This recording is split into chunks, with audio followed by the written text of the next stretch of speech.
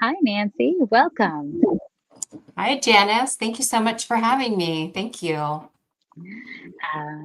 So, Nancy is an international spiritual medium, an intuitive card reader, the host of Fashionably Spiritual, and she's going to tell us a little bit about herself as we get started. How did you come to the spiritual community? What is your story? Yeah, thank you. Thank you. Boy, we get asked this question a lot. What's our story? I feel like I have always been that person that always felt spirit around me, but I don't think I understood what was happening. And it wasn't really until I was in my probably 30s when people in my life started passing away. And I really became very in tune with the feelings of it, with the visual, with the hearing. And I wasn't really sure what was happening, even though I was very open to it. I had worked for, gosh, part time, I had worked for a medium back in the day. So I was very aware of, what all of that looked like.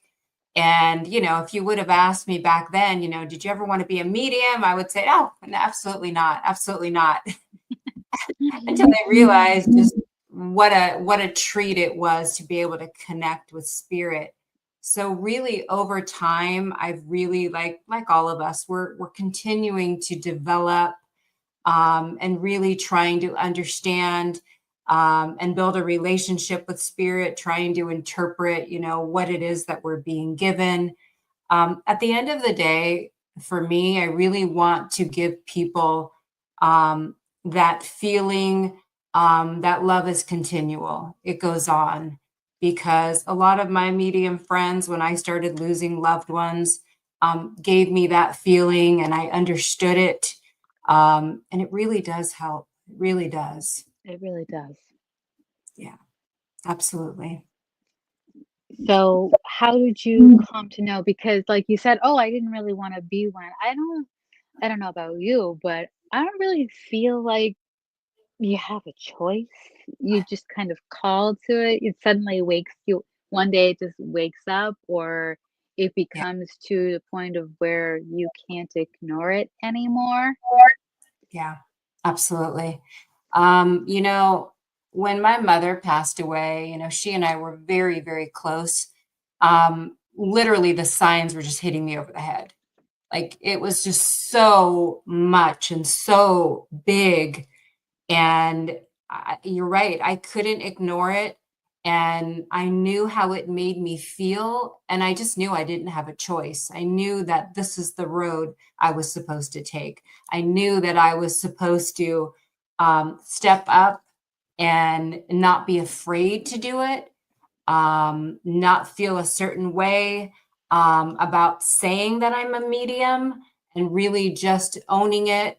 And those that are drawn to me are drawn to me. And, honestly, my biggest piece comes from being able to be around people that truly understand me. And, I don't have to explain myself. I can be myself. I love that. That is Yeah. that is true. It's that authenticity part of life. That's right. That's right. And it's amazing when you find your community, you find people that are very open. And, we're at the end of the day, we're all looking for the same thing. We're all looking for love, what brings us peace, what brings us happiness, because we know what brings us sadness. We know what brings us grief. It's Yeah. trying to put our finger on the button that actually makes us feel the opposite. And when you came to the understanding, like, I can't ignore this anymore, the signs are too much, mom is ringing that doorbell quite a bit, letting me know she's here. How how is that how do you personally define peace, and how has that experience shaped that definition? Oh, great question. You know, it's more of a shift that happened because like everyone else, we all go through the trials and tribulations of life. And for me, it was more of a feeling, it was more of a knowing that happened for me that really kind of shifted my priorities into opening my eyes a little more, maybe taking care of myself better, just really learning that at the end of the day, it is about love. And, this too shall pass kind of theory as well. And so, how do you personally define peace based on all of that? You know, many things. What does it take to get you to that peaceful place? So it could definitely be an action. I'm like everybody else, I get up in the morning, I have a full-time job that I go to, and I have all these things rushing around in my head. I don't feel peace. I feel hurried. I feel, like the hustle of the day is happening and I lose myself in it. So for me, it's grounding, it's calming my brain down a little bit. It's about setting intentions for what I want my day to look like. Does it end up exactly as I asked it to be? Not necessarily, but when I set the intention that I do want to feel present, I do want to feel the calmness, um, you know, allow me the strength to get through this day with whatever that looks like for me, and whatever I need to do to keep myself in a peaceful place. And that can be challenging, as you said. We've all heard work-life balance. I'm gonna flip that just a little bit with the spirit, in, like, I'm gonna say real world, but more of the regular world. So when you're balancing those two Yeah. and The trying funny, to find that peace. yeah, the funny thing is, which I know this could also be about grounding, but before I actually really started, well, I think our path starts way before we realize our path has started. Yeah. But before I recognized what my path was, I always felt like I was a little bit disconnected. I felt like, kind of like when you get in your car and you go to point A to point B and like it's a blur, you don't even know how you got there. Yeah. I felt like I would live my day like out of body, not paying attention. But I learned it's such a comfortable place to be, is kind of in the ethers there in the spirit world. So I honestly, Janice, had to figure out how to be here in the present more than the other side. And it's been challenging. I won't lie. I do have to do a lot of grounding, a lot of heart-centered meditations, to be present, because I definitely can lose myself in feeling the joy being in that other place.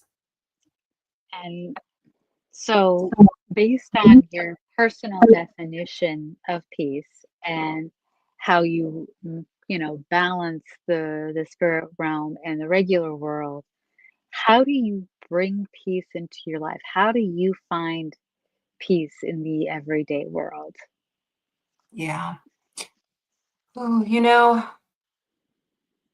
really listening to people, understanding where they're coming from.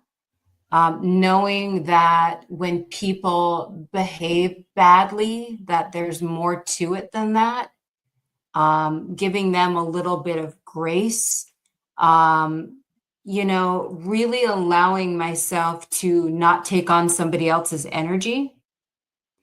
And that was always a really big problem for me, being somewhat empathic. I felt like I was constantly taking on the energy and I didn't know enough to know what to do with that. And that created a lot of not peace for me in my life. I feel like I got wrapped up into a lot of people's, life stuff that they were experiencing. And at the end of the day, I felt like I was completely drained, didn't know what my purpose was. I just knew that I was completely wiped out every day. So I think for me, it's more of understanding, who I am, understanding what is my energy, what is not my energy, um, and really taking the time to do stuff for myself, listening to books on tape, meditations. I'm not a big nature person. I know everybody says with the woo woo, go hug a tree, go with your feet in the grass, put your feet in the sand. Like, I don't like to sweat. I like to get dirty. And that's great because there are a lot of people who are like that, that are looking for peace. And it's nice to hear that not everybody in the spiritual community is out there saying, "Go hug a tree." It's more like, "Go pick up a book. Yep. Go Go." shopping. Right. Oh. Um, as you're doing these things, what do you find is like what grounds you? I guess would be a good question to follow that up, because we know a lot of people will say, well, being in nature grounds you. So on the flip side, in the concrete jungle, as it were, how do you find and ground yourself? I really sometimes I have to block out the noise. I really do. I have to be sometimes selective on where I do go, because if I go into places that are really crowded, I feel like, anxiety, and I feel like the energies, it's too much. So I think knowing, not preventing yourself from living your life by any means, um, but knowing what's best for you, understanding um, what you would like to feel and achieve. Because when I go into, let's say, a crowded mall, that's not for me. So I know that if I want to actually walk into a store, even though everything's online now, I still like to actually walk and do the window shopping, because it does actually give me a little bit of peace.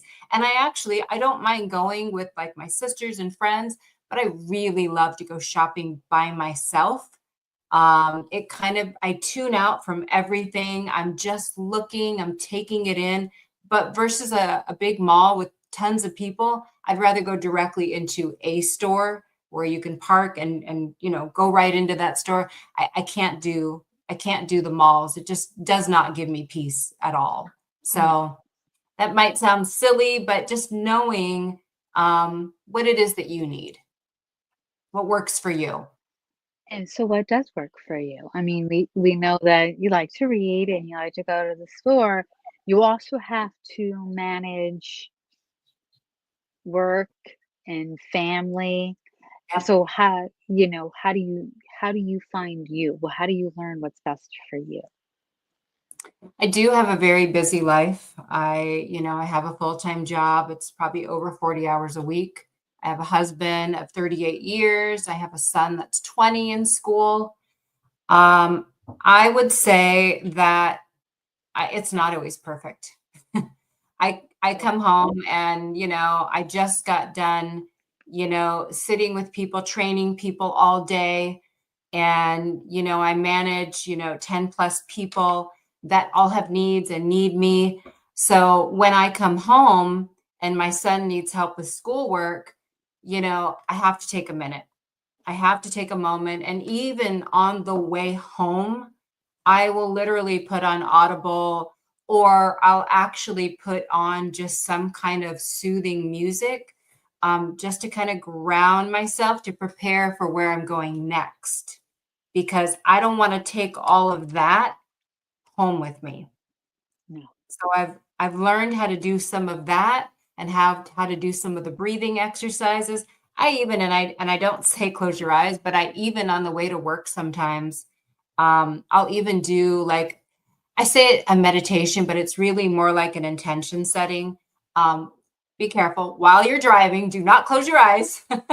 um, Please don't. Close your eyes. But I do. I kind of put out there, even when I'm driving on the way to work, because my intention is, I'm going. This is where I'm going. This is where I'm going to be for the day. What do I want that to look like? So I do that most every morning just to try to kick off my day and have a great attitude about it and come in with a smile on my face. Both ways. To Both work ways. and home.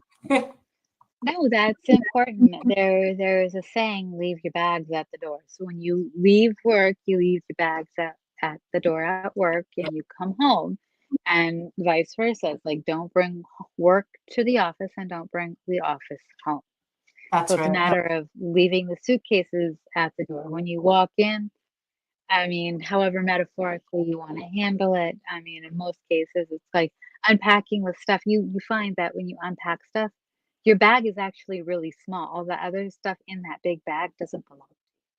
Yeah, absolutely. Yeah, my husband and I both work for the same company, so we kinda have a rule even though he slips all the time. Actually, maybe we both do, but we don't is to not talk about work when we're home, is to not talk about work because we tend to like and it comes out and it's like, "No, stop. No work. Not work. This is our place of peace. There's no work." And that's actually a good segue. Is like because you guys work together, which is not uncommon these days, but still, how do you help people find peace? Like, how would you help your husband find peace? It's like, no, we're not supposed to be talking about work. Letting you redirect and like, how do you find that peace? How do you help him find that peace? Find peace in general. Yeah, when it comes to him, I do have to because we're both really workaholics and we always have been, but it doesn't mean that that has to define who we are because that's not always very good. So I've really been trying to make that shift and separate the two.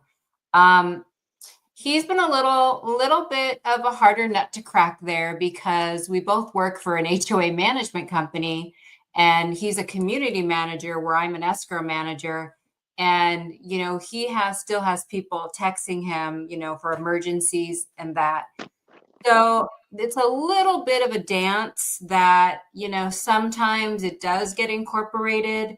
So we try to really just find that balance, or sometimes even intentionally, he'll go outside so I don't have to hear it. But I really encourage it for him too. If there's calls he doesn't have to take or emails he doesn't have to answer, this needs to be his downtime. Absolutely. And you say you have a son who needs help with schoolwork.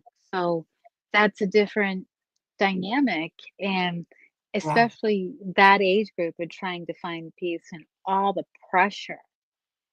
the pressure of, having to have it all together at such a young age. And we both know that we don't. We barely know who we are at that age. We're still discovering who we are. I mean, I have an 18-year-old who is graduating very soon. He feels pressure, and I yeah, try not to apply that pressure. yeah. However, teaching them how to find peace, that can be a challenge because they still have all that pressure. How do you handle that? How do you help your son? Yeah, it is a lot of pressure, and I do remember at that age, I didn't know what I wanted to do or where I wanted to go. And so my son is adopted at birth, and he was born with some challenges.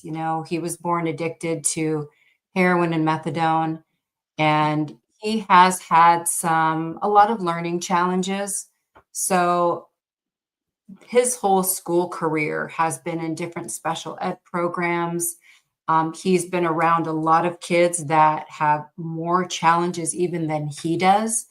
Um, I have to tell you, this kid is amazing because he's got a heart of gold. He's always wanting to help people. My husband and I have learned a lot from him. We've learned a lot on peace and happiness and how to really center ourselves and know it's going to be okay.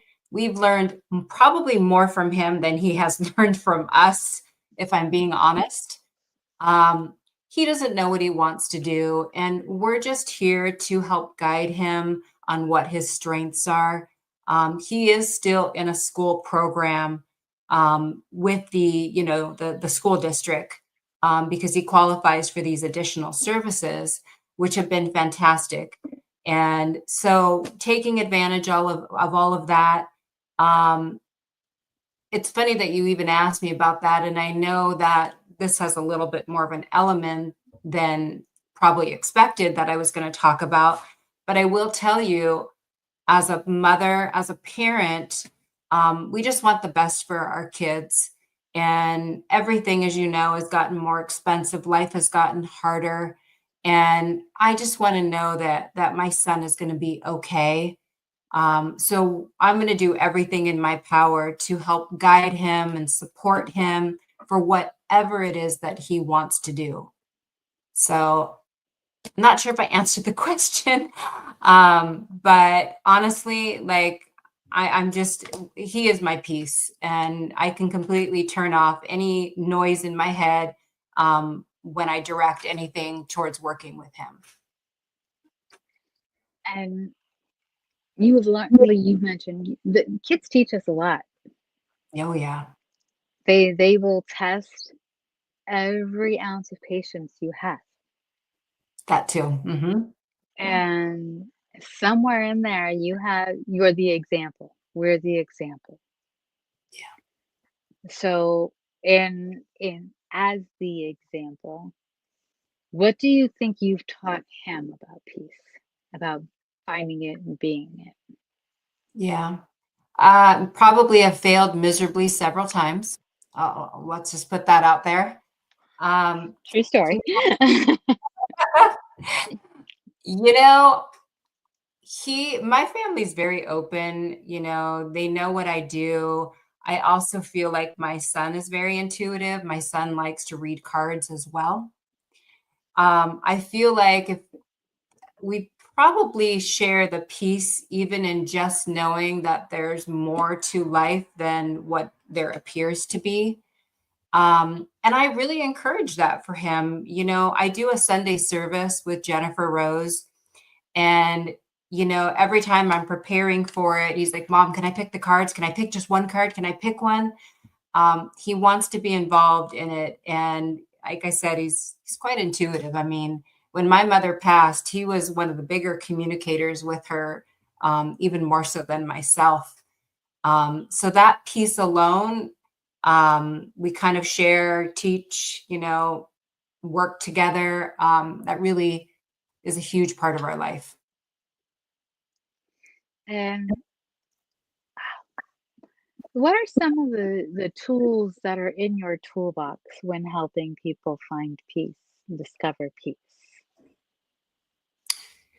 Oh, compassion, empathy. My sister lost her husband 2 years ago, and our family, she, broke her heart. And I think the biggest piece I could offer her was listening, being there for her, um, not trying to put myself in her place because thankfully, I haven't lost my husband. I've lost many other people in my life, but I haven't lost my husband, and that was her soulmate. And, they were married for over 40 years. That was her person. And just being there for her, listening, looking through the pictures, um, being a friend, not only being her sister, but being a friend. And I do try to apply that in anybody else that I come in contact with. I also want to give them the opportunity to kind of tap into their own intuition as well, because we all have it. We all have that nudge. We all have that inner knowing. We just have to pay attention to it, and it does give us peace and a very comforting feeling. Absolutely. Absolutely. Do you find when you are reading others and as messages come through that you bring peace in delivering those messages? I hope so. I think so. I do the best I can to interpret, what I'm getting from spirit and the loved ones in spirit. And, you know, it's the ultimate gift of love that I have the honor of being a part of to interpret the messages and again communicate them as best as I can. So I would say absolutely. And what are some of the tools that we can use? Do you think that we can use on each other, and we have to offer that? We all have intuition. We all have, the ability to be compassionate and empathetic. Yeah. Is there anything else that you think is like a really strong point that people should be tapping into? Oh, wow. That this word just dropped in to me, and maybe I'll try to figure out where it fits, but I'm hearing about a lot of forgiveness. Forgiveness, not only to others, for others, but really for ourselves, because we're the hardest on ourselves. And, we Very true. hold, yeah, we hold this over ourselves and we do not forgive ourselves. We talk to other people and try to give them love and compassion and empathy, but what do we do that for ourselves? So I would say keep that in mind, and give that same thing back to yourself, because that's what's truly going to give us the peace that we need, is the forgiveness. And what is, it's you're on a show. You're on Fashionably Spiritual. Yes. Um, Tell us a little bit more about that show and how it taps into the gifts that we all have and the ability to show compassion and bring a little peace. Yeah, absolutely.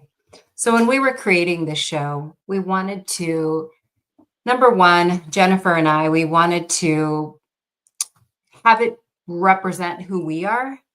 Um, so when we came up with the name Fashionably Spiritual, it's not clearly not about fashion, but we do love fashion, and we love all of those elements, but it's also about modern spiritualism, like the modern things that are happening within spiritualism, even down from the healthy foods that you can eat, the different types of meditations that we do, the breath work. We also want to be able to tap into um, different subjects of, kind of similar to what you're doing, like what brings you peace. What does it look like when really take care of yourself? What does that look like for you?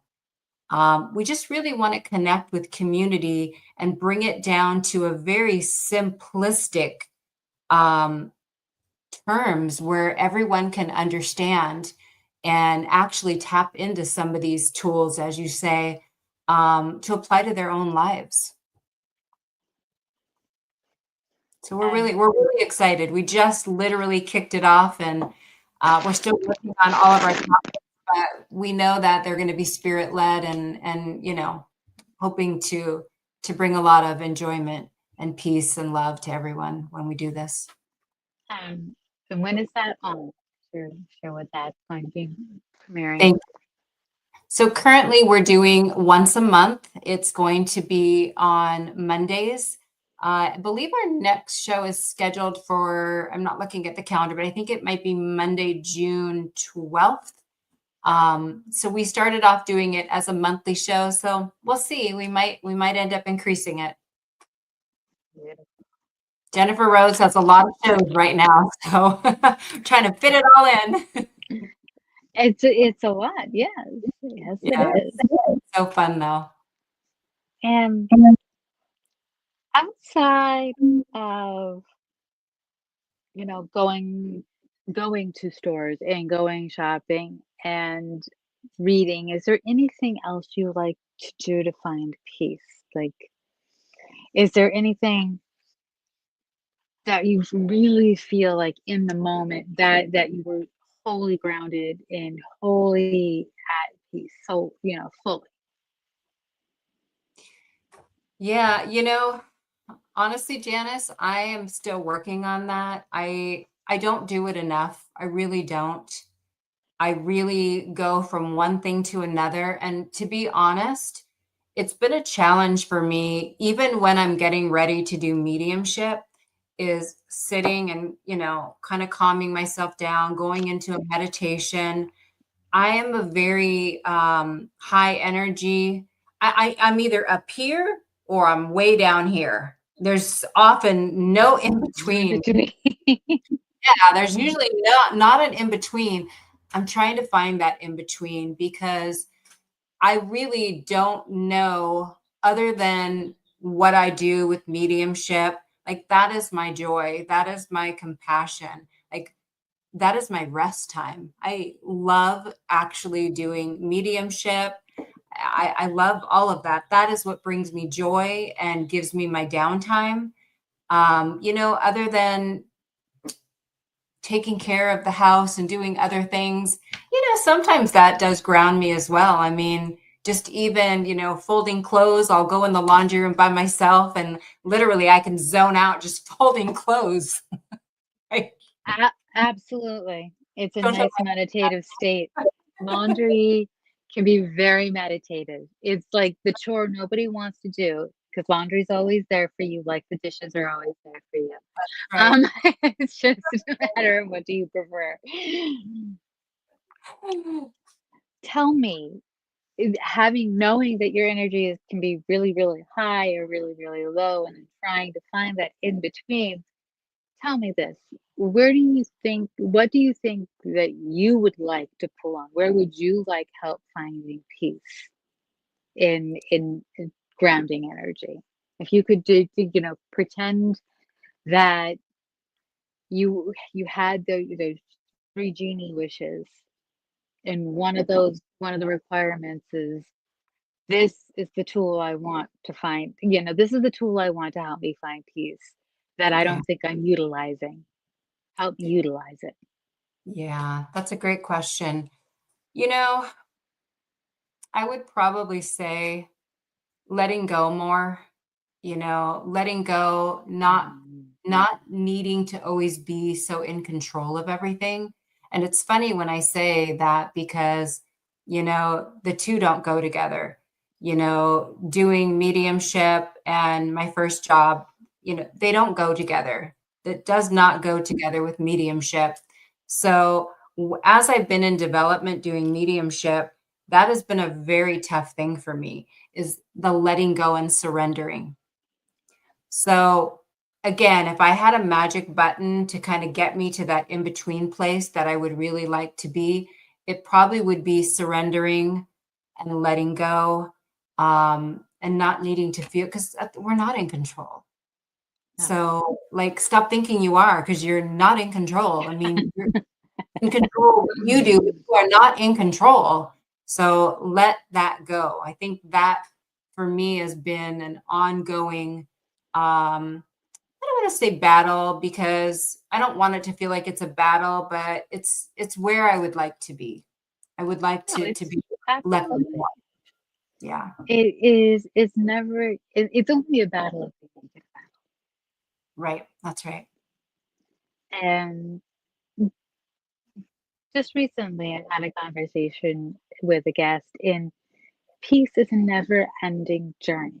We're always on the road to peace, and we find it in moments. Yeah. Yep. Or trying to get to it. We Right, have it, we lose it, and we got to go find it again. right. It's kind of like, are you familiar with the Kung Fu Panda series? Yes. And the third one for inner peace. Shifu is like looking for inner peace for all these many decades, and then you got Poe who, does some Tai Chi and and he finds inner peace, and it's like, what is Wow. Yeah. Wow. I even can picture peace as being like a checkerboard as well. You know, it's a constant no peace, peace, no peace, peace, no peace, peace. exactly? So no matter, and it comes differently for all of us. That's Yeah. why what I love about talking to so many different people is that it comes different. Yeah. Yeah. And like you said, you're working on it. And so it's a great conversation because so many people are working on it. Yeah. Even people who feel that they, can tap into it readily, it's not just at the snap of our fingers. No. Wow. Yeah, I wish. Yeah. So do I. I mean, there's a lot of, there's a lot of grief and loss that is going to happen, in this human world. And, that brings us to our knees and knocks us down. I mean, that's a real big one. That's a real hard one. Even, being a medium, that doesn't make it any easier. We want them here in the physical form. And, when we're younger, I don't think we even fathom that, things are going to change. We're going to lose people. And we live in the moment, which that's what we should be doing, living in the moment anyway, and not worrying about those things. But when it actually does happen to us as either young adults or adults, it literally catches us off surprise. It really catches us, and we're like, "What just happened?" Right. Yeah. And Knock we don't. knock the wind out of you. It can. It's like when you don't listen, as I mean, it's the universe, spirit, what have you, tries to get your attention, and sometimes the only way they can get our attention is to knock us on our butts. Yeah, absolutely. That's And right. then it's like, are you gonna listen now? How about now? I mean, I'm a true believer that, everything happens for a reason. One door closes, another one opens. I try not to sweat the small things as they're happening in life. I really don't. I know that there's a bigger purpose. It doesn't mean I like it. Doesn't mean I like change. Doesn't mean that if I wanted to do that and it's not happening, doesn't mean I feel great about it. But I can also look at things a little bit differently now. So I kind of want to say, like in the beginning, when you asked about peace, um, it's something that I've been working on to get there. But over time, and hopefully as we're aging, getting older, you do get a little bit wiser. You do, enough things have happened to you in your life that maybe you can appreciate the other things that you weren't paying attention to before. Yeah, it gives you a moment to do that, or a twist, or a turn, plot Yeah. twist. It's like, oh wait, and not Yeah. to keep pushing on a closed door. It's closed for a reason. Yeah, exactly. That's right. It was no longer needed. It's time to move forward. Right. And on your journey here, and through mediumship and through life's lessons, what is the most powerful lesson on your peace journey that you've learned?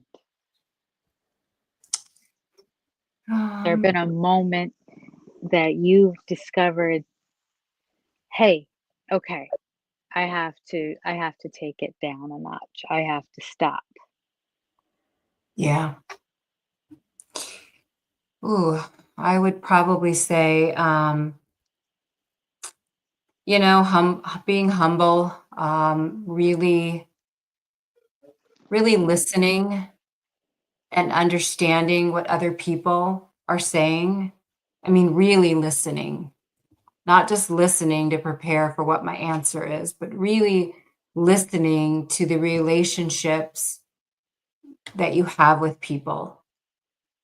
You know, that probably has been a hard one for me because it kind of goes back to when you've lost people, the whole forgiveness thing happens where I wish I would have done this. I wish I could have done this differently. I wish I wouldn't have been this way. Um, I'm trying to do it better now. I'm trying to do it right and trying to do it in the present. I'm really trying to love everyone who's around me and tell people that I love them openly And, what you see is what you get. I mean, I'm just trying to be as authentic as I can. It's not all about love and happiness all the time. I mean, that's not realistic. Um, you know, we get mad, we get frustrated. Yeah. And I do try to find a way to return back to love and remember, to be gracious, to be kind, to be understanding, not only of others, but of myself. Like, I'm going to mess up. Like, I tell my husband all the time, like, I just know I'm going to mess up again. Like, I don't always get it right. No, and we're not supposed to. And it comes back to listening to understand, not listening to respond. We were getting at that. And that is one of the hardest lessons on the planet because oftentimes, I don't know about you, but myself, and that is a lesson that I really actively take to heart is I want to listen to understand because when I listen to just respond or react, that's it. If when I listen to react or just respond and not to understand, I Yeah. miss the part where my question gets answered. Yeah. Yeah. And everyone's going to have a different opinion. Mhm. And I think that we just need to leave our swords at home. We need to not be ready to have a fight,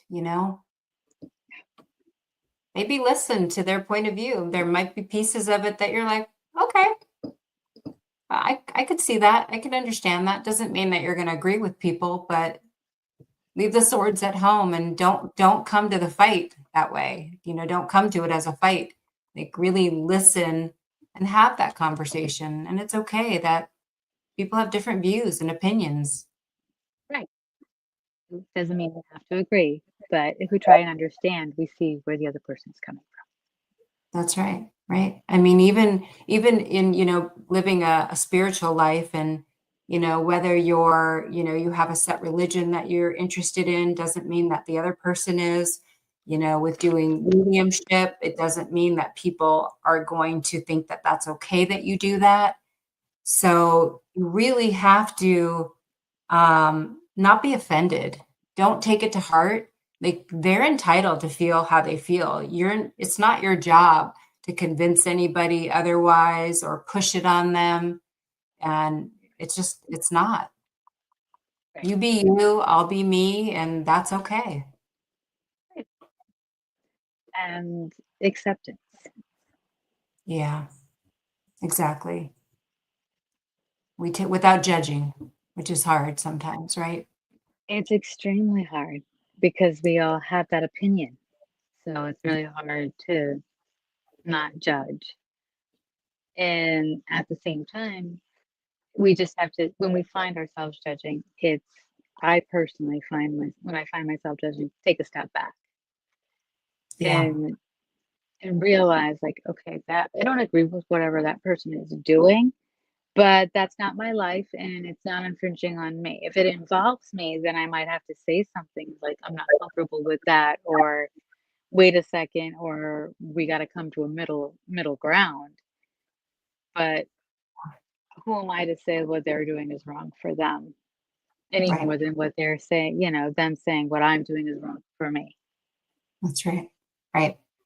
And oftentimes when we're just straight out judging somebody and it has nothing to do with, hurting us, like, you'll feel it. You'll know, like, it won't feel right. Like, your body will say, no, why don't do that? That's not nice. Right. You'll feel it. You'll feel it. You'll You'll feel have it. that you should, like, why did I just say that? That wasn't very kind. That wasn't very nice. Kind of Right. goes back to what our parents used to teach us. If you don't have anything nice to say, don't say anything at all. Right. They're not hurting you. Just let them be. Right. If it doesn't involve you, stay out of it. Right, right. But we're human and we do those things and, you know, our body is just programmed to know when it's not coming from a place of love. Like, if you really Yes. think about it, our bodies are constantly giving us those signals. And if we're feeling a certain way, like, think about that. Like, it's, you know, it's signaling, like, don't do that. Does that make you feel good? No, it does not make you feel good. So resist it. Don't do it. Don't do it. Exactly. So part of being in peace for you, from what I'm hearing, is having your body and your nervous system in a nice, calm place. Not all the time, but yes, I'm very, very in tune with my nervous system, or at least I try to be. I am very in tune and I do listen to my body. It doesn't mean I do the right things. I mean, I'm almost 60 years old and there's things that medications and stuff that I should be taking and vitamins that I don't. But my body's always reminding me that I need to, or drink water. Um, Water, yes. Water is like the key to life. And also too, I mean, I was just telling somebody, like, water is like the key to, like, your youth and your beauty and all of that. So why don't I drink more water? Because I don't like water. Why wouldn't you drink water? Right. It doesn't have any taste. I like the stuff that has taste. I mean, my body knows I don't like that. I don't like that. I say it that way because it sounds a little fancier. People are like, oh, okay. Intuitively, you can't have that. Okay, all right.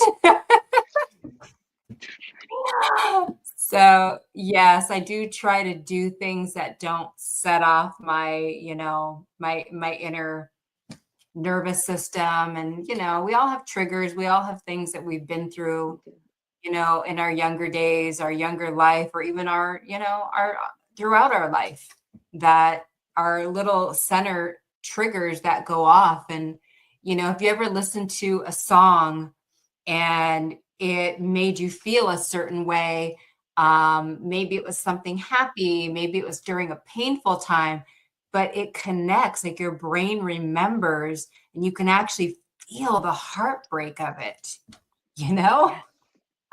Yes. Music is Intense. powerful. Yeah. Intense. Beautiful. Yeah, very much so. Like that song that when I was 16 years old, getting my heart broken. Like I can't listen to the Go-Go's.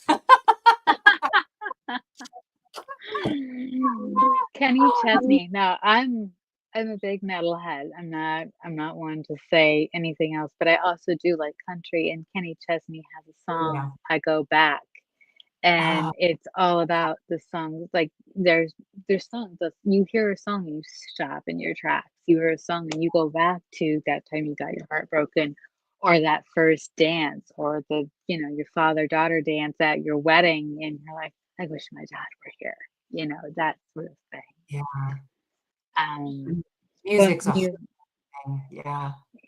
but music also brings such peace, because you can find, not, I don't want to say solace per se, but you can find a peace, and it's like, oh, I'm settled. This was a really happy time. Or, it's like, yeah, that happened. It's in the past. I can move on. Yeah. But it takes you there. Like you can almost even feel it. I can almost even like picture what the weather was, and just the whole feeling, the whole ambiance just comes over me. And it's interesting because I went to lunch the other day with somebody I work with, and a song came on that, as you mentioned, about, a daughter and a father. And it was something about her dad that was like their song. And she just started crying. And I'm like, it's just incredible how a song and the memories just flood in and come over you. And sometimes it's a happy thing to do, to kind of release some of that too. It doesn't have to, even though it appears to be sad, it could also be very happy memories, that it's kind of a twinge of, happy and sad. Yeah, it's that nostalgia. Yeah, it's incredible. As we come to a close, are there any other thoughts or tidbits of wisdom when it comes to peace that you feel we should all be reminded of? Oh, yes. Take care of yourselves. You know, give yourself a little bit of grace. We're so, so hard on ourselves, you know, from looking in the mirror and noticing everything that's wrong with us. Like, embrace all your pieces, even the ones that you don't like. Like, give yourself the grace that you deserve. You know, we're really hard on ourselves. So I would probably say, love yourself more, you know, walk through the harder times, know that you're going to get to the other side. You know, don't be afraid to walk through it.